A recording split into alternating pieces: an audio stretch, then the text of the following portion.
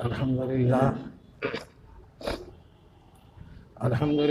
नहमदुहु व नस्तईनुहु व नस्तगफिरुहु व नु'मिनु बिही व नतवक्कलु अलैहि व नऊज़ु बिल्लाहि मिन शुरूरि अनफुसिना व मिन सय्यिआति अमालिना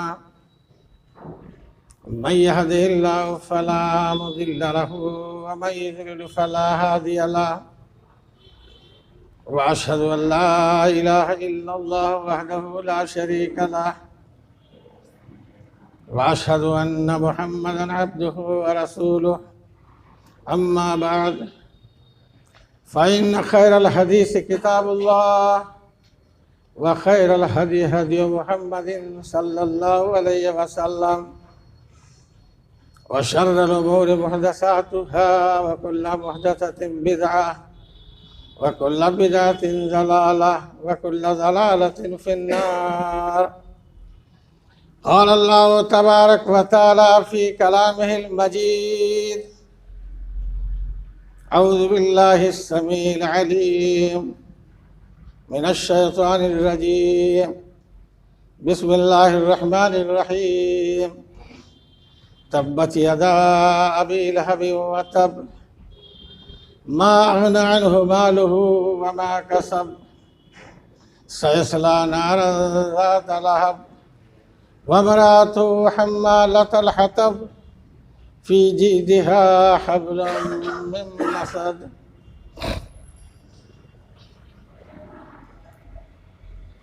बिरादरान इस्लाम, इस्लामी भाइयों, मुसल्लियान मस्जिद, माँ और बहनों, अभी अभी मैंने आपके सामने एक छोटी सी सूरत सूरह लहब तिलावत की है। इस सूरत का जहाँ नाम सूरतुल लहब है, वहीं सूरत मसद भी कहा गया है। सूरत बज़ाहिर छोटी है, मगर अपने मानी और मफ़ाहीम, गहराई और गहराई के एतबार से बड़ी वसअत रखती है और इसमें हमारे और आपके लिए बहुत बड़ी नसीहत, इबरत है। इरशाद बारी है कि तब्बत यदा अबी लहब व तब, अबू लहब के दोनों हाथ टूट गए और वो हलाको बर्बाद हुआ। मा अग़ना अन्हु मालुहु व मा कसब, उसका माल और उसकी कमाई उसके कुछ काम ना आई। सयस्ला नारन ज़ात लहब, और जल्द ही वो शोलो और लपट वाली आग के अंदर डाला जाएगा। वमराअतुहु हम्मालतल हतब, और उसकी बीवी जो लकड़ियों की उठाने वाली थी, फी जीदिहा हब्लुम मिन मसद, उसके गले के अंदर बटी हुई मूंज की रस्सी होगी। ये सूरत का सरसरी तर्जुमा हुआ।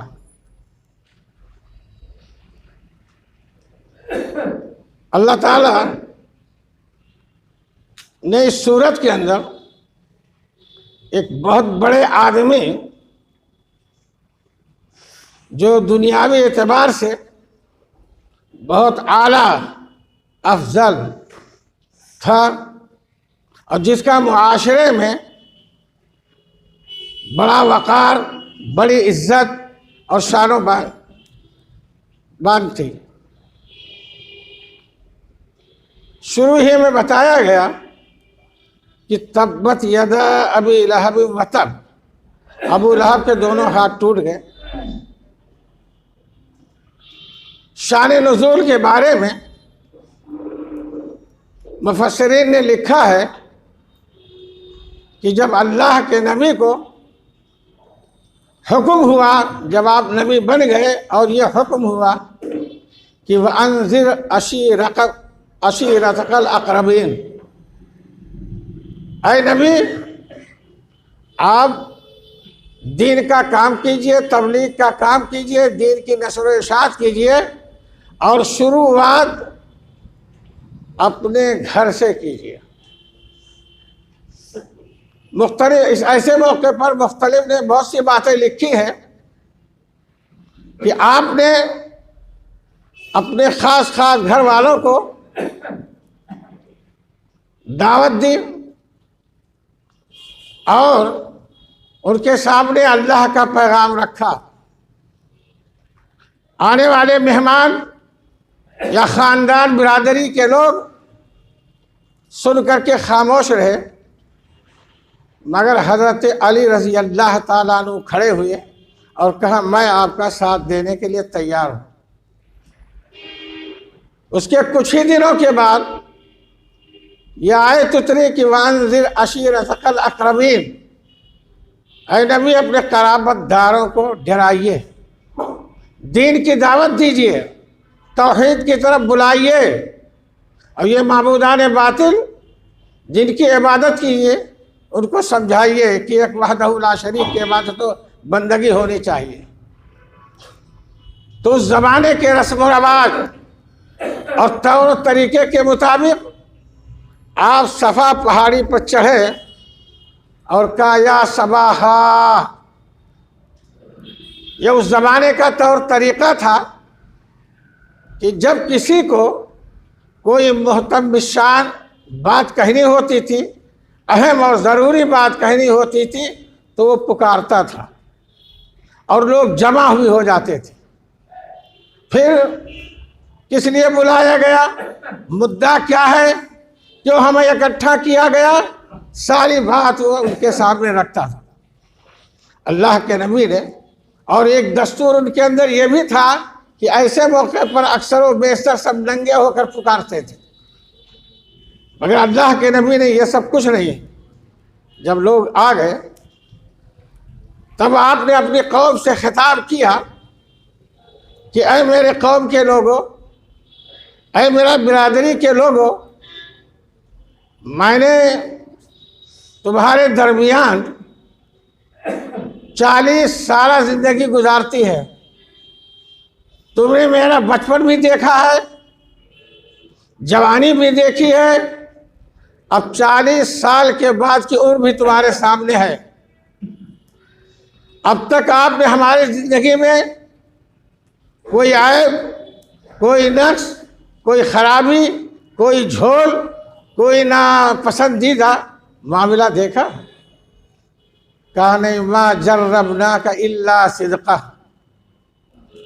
हमारा तजर्बा ये बोल रहा है, हमारा तजर्बा ये कह रहा है कि जब जब हमने आपको आजमाया, परखा, कसौटी पर रखा, तो हमने आपको पाया इल्ला सिद्क़ा, सच्चा।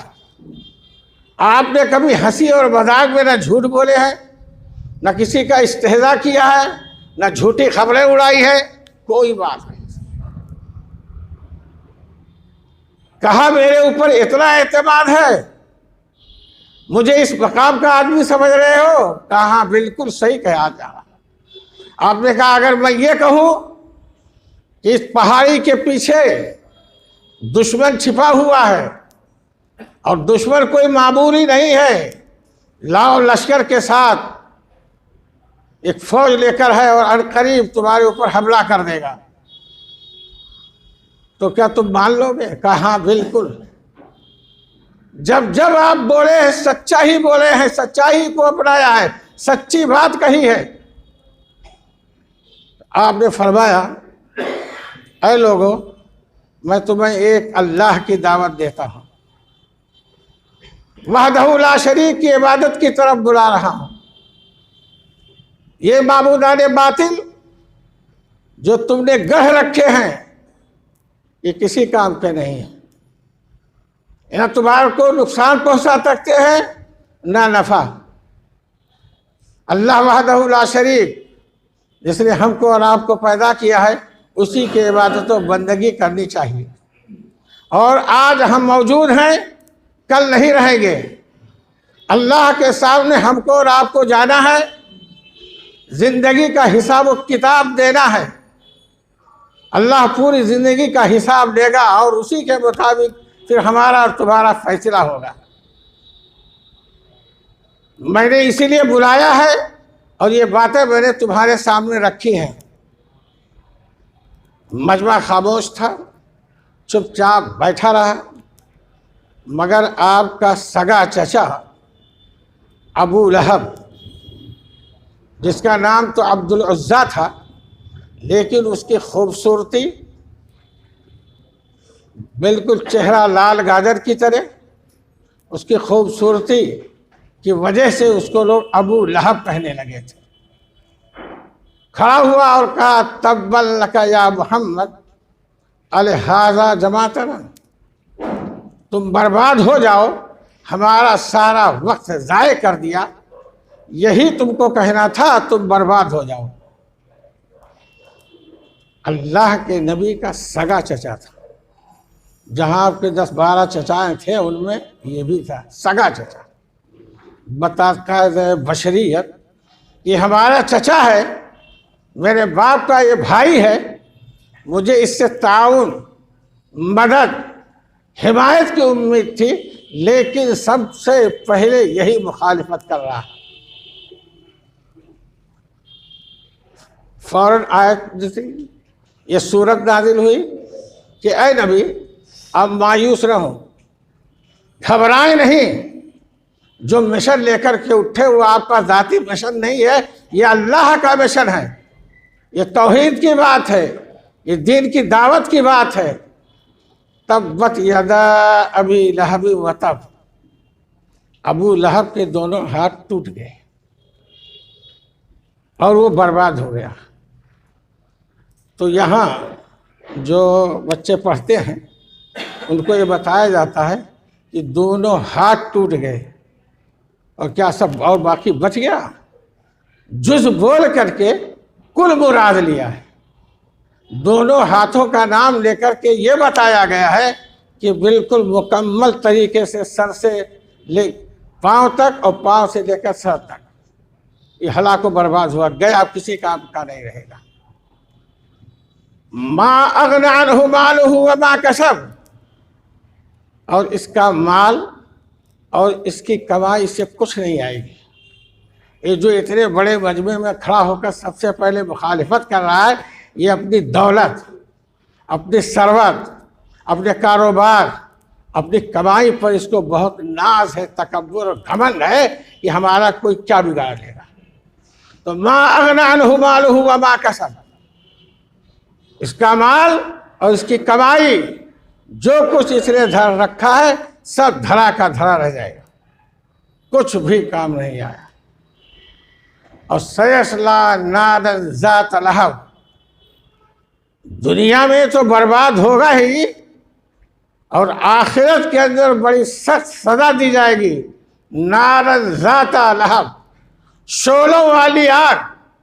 जैसे इसका नाम अबू लहब है, ऐसे आग भी जो जिस आग में ये डाला और तपाया जाएगा और जो को सजा दी जाएगी, नारन ज़ात लहब, वो भी शोलों वाली, लपट वाली आग होगी। वम्राअतहु हम्मालतल हतब, और इसकी बीवी जो इसकी हिमायत में रहती है, मदद में रहती है, ताउन करती है, इनके कामों बुरे कामों में हाथ बटाती है, लकड़ियों की उठाने वाली है। लकड़ियों की उठाने वाली से मुराद मुफस्सिरीन मुतरजमीन ने कई बातें कही हैं कि इधर उधर से कांटे ला करके अल्लाह के नबी के रास्ते में डाल देती थी, ताकि जब भी आपका गुजर हो, कांटे चुभें, आपको तकलीफ हो, आपको सताने का एक अंदाज इख्तियार कर रखा था। और बाद लोगों ने कहा है कि हम्मालतल हतब, लकड़ियों की उठाने वाली से मुराद गीबत और चुगली में करती थी। इनके उनके पास जाकर के इधर उधर की लगाई बुझाई करती थी और मुआशरे और माहौल और मोहल्ले में एक फितना बर्पा कर रखा था। हम्मालतल हतब फी जीदिहा हब्लुम मिन मसल, उसके गले में मूंज की बटी हुई रस्सी होगी। ये आज का सूरत का तर्जुमा सुन लिया। फरमा गया कि अबू लहब के दोनों हाथ टूट गए और जो कुछ उसकी कमाई थी, जो दौलत थी, वो भी मलियामेट हो गई। क्या हुआ कि ग़ज़वे बदर जब हुआ तो उसके कुछ ही दिनों के बाद इसको बीमारी लाहिक हुई, और ऐसी बीमारी कि अल्लाह की पनाह। मुफस्सिरीन मुतर्जमीन ने लिखा है कि इसका बदन धीरे धीरे सड़ने लगा, यहाँ तक कि आखिर में बदन से इस कदर बदबू ताफुन उठता था कि वहाँ बैठा नहीं जाता था। और जब इंतकाल हुआ तो उसके लड़कों ने, ख़ानदान के लोगों ने, जो उसके खास लोग थे, जल्दी जल्दी करके एक तरफ ले गए और दूर से ढेले मार मार कर, कंकर पत्थर मार करके उसको ऐसे ही दफन कर दिया, क्योंकि ताफन और बदबू इस कदर उठ रही थी कि अल्लाह की बरा। का तब्बत यदा अबी लहब व तब मा अग़ना अन्हु मालुहु व मा कसब। दौलत किसी के काम नहीं आती। और गुज़िश्ता जुमे में हमने कहा था कि ज़माना घाटे में है, नुकसान में है। इल्लल्लज़ीना आमनू व अमिलुस सालिहात, मगर वो लोग जो ईमान लाए और अमल सालेह किया, नेक अमल किया, चाहे वो छोटा हो बड़ा हो, अगर अल्लाह की खुशनुदी और उसकी रज़ामंदी की गई तो हमारे लिए बाइस नजात है। अल्लाह ने दुनिया में उसको ऐसी बीमारी दी कि सारी दौलत इलाज मुआले के अंदर ख़त्म हो गई, मर्ज बढ़ता गया जू जू दवा की। और उसके दोनों लड़के, जिनका नाम गालिबन उतबा या उतैबा था, जो कारोबार करते थे, एक के बारे में अल्लाह के नबी के ज़ुबान मुबारक से बद्दुआ या कलिमात निकल गए थे और कहा, ऐ अल्लाह, इस पर तू भेड़ियों में से एक भेड़िया इस पर मुसल्लत कर दे। कारोबार के लिए गया तो डरा और सहमा हुआ था और साथियों से कहा कि रात का वक्त है, मुझे बीच में लेटाओ, क्योंकि मोहम्मद ने हमारे बारे में ऐसा कह दिया है, कहीं कोई नागहानी आफत ना आ जाए। लोगों ने उसे बतौर हिफाजत बीच ही में लेटाया, आराम करने के लिए या सोने के लिए। मुफस्सिरीन ने लिखा है कि अल्लाह की तरफ से दरिंदा, फाड़ खाने वाला कोई जानवर आया और सबका मुंह सूंघता हुआ उसी को फाड़ करके रख करके चला गया। उसके दोनों हाथ टूट गए और मा अग़ना अन्हु मालुहु व मा कसब, जो कुछ कमाया था वो भी नेसे नाबूद हो गया। ये सूरत, ये आयत हमको बहुत बड़ी नसीहत देती है। कोई ये समझे कि दौलत की वजह से हम कामयाब व कामरा हैं, हम अपने जाहो जलाल और शान और शौकत की वजह से हैं, ना। अल्लाह ने उसको सब दे रखा था, लेकिन जब इस्लाम के खिलाफ काम किया, नबी की मुखालिफत की, कुरान और हदीस की मुखालिफत की, तो इस मुखालिफत का नतीजा उसके सामने ये आया जो आप सुन चुके हैं। और उसकी बीवी के बारे में कहा, हम्मालतल हतब, वो भी जहन्नम में जाएगी। और मूंज की रस्सी से मुराद बाज लोगों ने कहा आहिनी और लोहे की जंजीर होगी कि गले में डालकर घसीटा जाएगा। वो लगाई बुझाई किया करती थी, एक दूसरे की गीबत चुगली करती थी, तो अल्लाह उसको भी ऐसी सजा देगा। जबकि गीबत, चुगली, एक दूसरे की बुराई बड़ी सख्ती के साथ मना किया गया है। पूछा या रसूल अल्लाह, अगर किसी के अंदर वो बातें मौजूद हैं वाकई और हम बयान कर दे तब भी गीबत होगी? कहा हाँ, तभी तो गीबत है।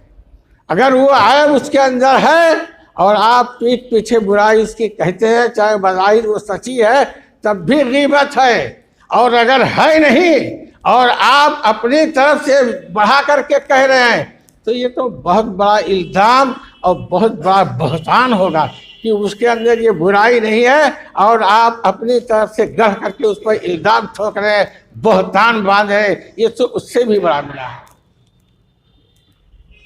कहा कि वो गीबत उसकी बीवी करने जाती थी। हाँ, कोई आदमी बड़ा है, उसको कुछ ओहदा हासिल है, अपने मुआशरे और माहौल को सुधारने के लिए किसी की बुराई करता है उसके इस्लाह के मकसद से, तो ये जायज़ है।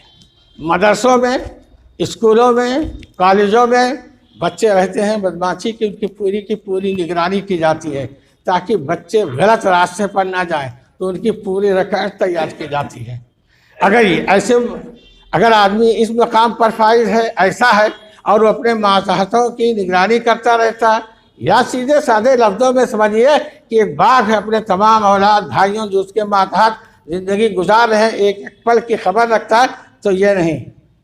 बराए तदलील, किसी को दलील करने के लिए अगर ऐसी मुखबिरी की जाती है तो ये हराम है। और बराए इस्लाह करने के मकसद से अगर ये बात की जाती है तो वो जायज़ है।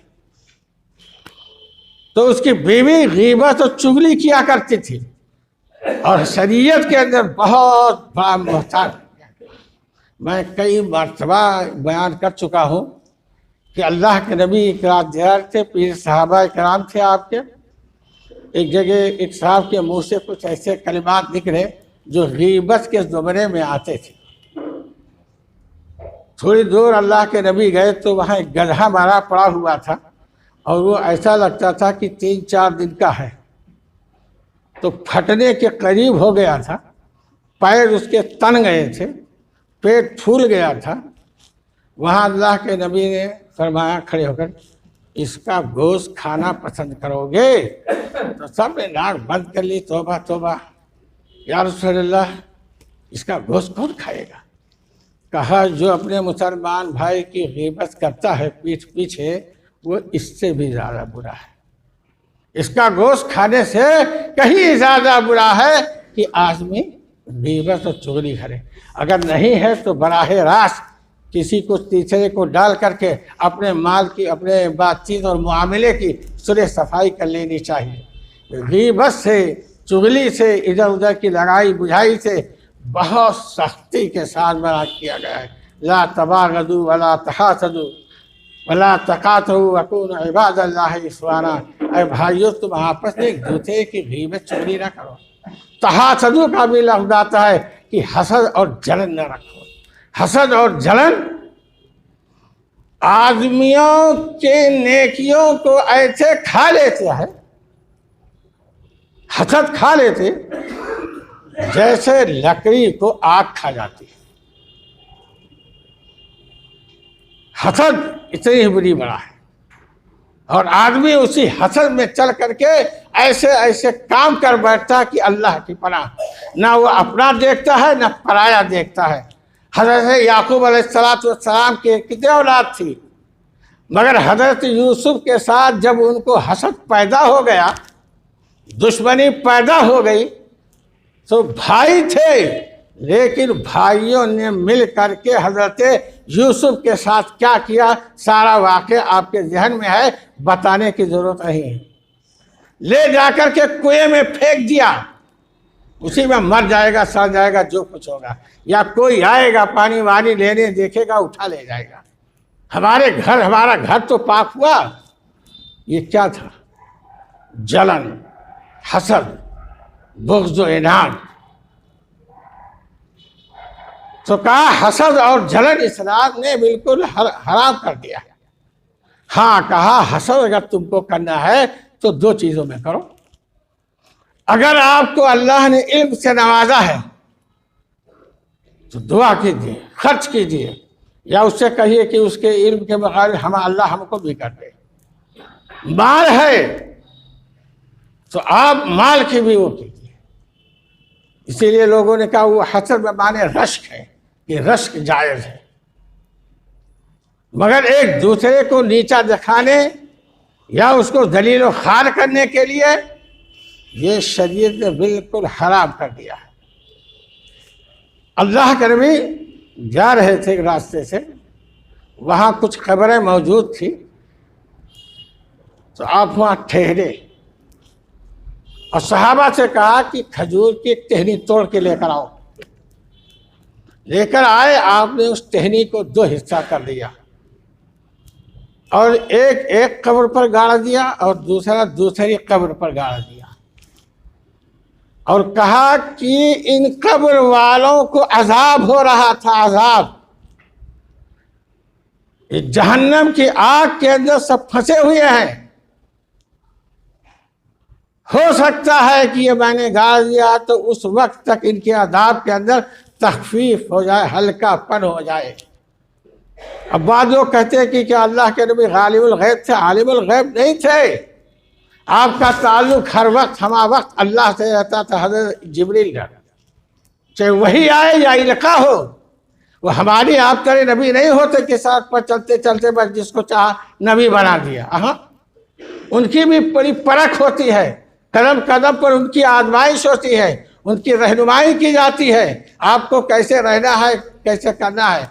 इन हुआ इल्ला वही यूहा, नबी वही बोलता है, वही कहता है जो उसको वही की जाती है कि ये तुम कह दो। अगर बस बशरियत कुछ गलत बात निकल जाए तो फौरन उसकी इस्लाह कर दी जाती। तो कहा कि ये टहनी के हरे रहने तक हो सकता है कि इनके अजाब के अंदर तखफीफ हो। तो उस लकड़ी के अंदर या टहनी के अंदर कोई खूबी नहीं थी कि वो रोक देती। और बताया कि ये लोग बहुत बड़ी चीज़ के बारे में नहीं सजा दी जा रही। तो दोनों चीज़ें बड़ी हैं, लेकिन बड़ी का मतलब ये कि उनके नज़दीक बड़ी नहीं थी। अगर वो चाहते तो इन दोनों चीज़ों से बआसानी, हाँ, बहुत सी सहूलियत के साथ बच सकते थे।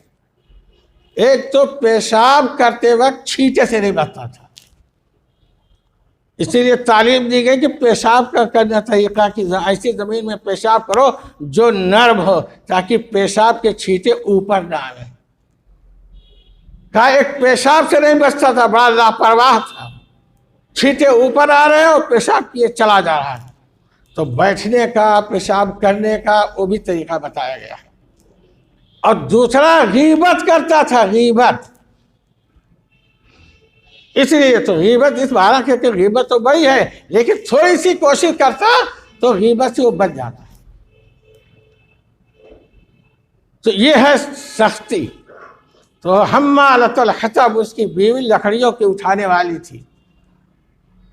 फी जिहा हब्लुम मिन मसद, और आखिरत के अंदर जैसे अबू लहब लहब वाली आग में डाला जाएगा, ऐसे इसको आहनी जंजीर के अंदर जकड़ करके खींचा जाएगा।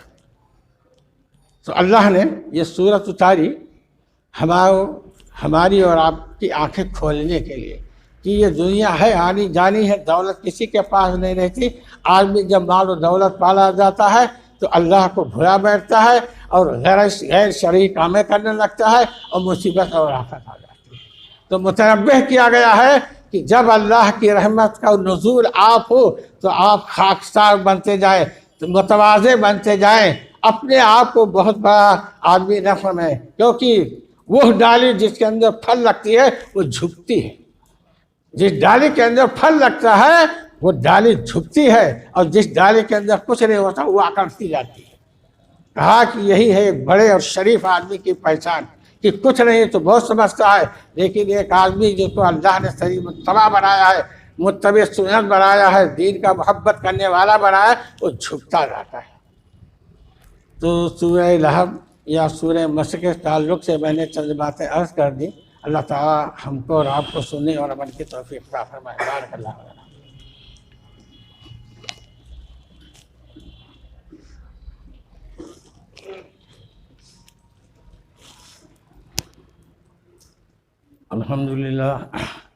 अल्हम्दुलिल्लाह नहमदुहु व नस्तईनुहु व नस्तगफिरुहु व नु'मिनु बिही व नतवक्कलु अलैहि व नऊज़ु बिल्लाहि मिन शुरूरि अनफुसिना व मिन सय्यिआति अअमालिना मन यहदिहिल्लाहु फला मुज़िल्ल लहु व मन युज़लिल फला हादिय लहु व अशहदु अन ला इलाहा इल्लल्लाह व अशहदु अन्न मुहम्मदन अब्दुहु व रसूलुहु अम्मा बाद फ़इन्न खैरल हदीस किताबुल्लाह व खैरल हदी हदी मुहम्मदिन सल्लल्लाहु अलैहि वसल्लम व शर्रल उमूरि मुहदसातुहा व कुल्लु मुहदसतिन बिदअह व कुल्लु बिदअतिन ज़लाला व कुल्लु ज़लालतिन फिन्नार रब्बना ला तुआखिज़ना इन नसीना व अख़्ताअना रब्बना व ला तहमिल अलैना इसरन कमा हमलतहु अलल लज़ीना मिन क़ब्लिना रब्बना व ला तुहम्मिलना मा ला ताक़त लना बिहि वाफ़ु अन्ना वग़फ़िर लना वरहमना अंत मौलाना फंसुरना अला क़ौमिल काफ़िरीन अल्लाहुम्मा अंसुर मन नसरा दीन मुहम्मदिन सल्लल्लाहु अलैहि वसल्लम वजअलना मिनहुम वख़्ज़ुल मन ख़ज़ला दीन मुहम्मदिन सल्लल्लाहु अलैहि वसल्लम वला तजअलना मिनहुम इबादल्लाह रहमकुमुल्लाह इन्नल्लाहा यामुरू बिल अदल व इहसान व इताइ ज़िल क़ुरबा व यनहा अनिल फ़हशाइ वल मुनकरि वल बग़य यइज़ुकुम लअल्लकुम तज़क्करून वज़्कुरुल्लाहा यज़्कुरुकुम वज़्कुरुहु यस्तग़फिरुकुम व लज़िक्रुल्लाहि तआला अला व अला व अजल्ल व अतम्म व अम्म व अकबर।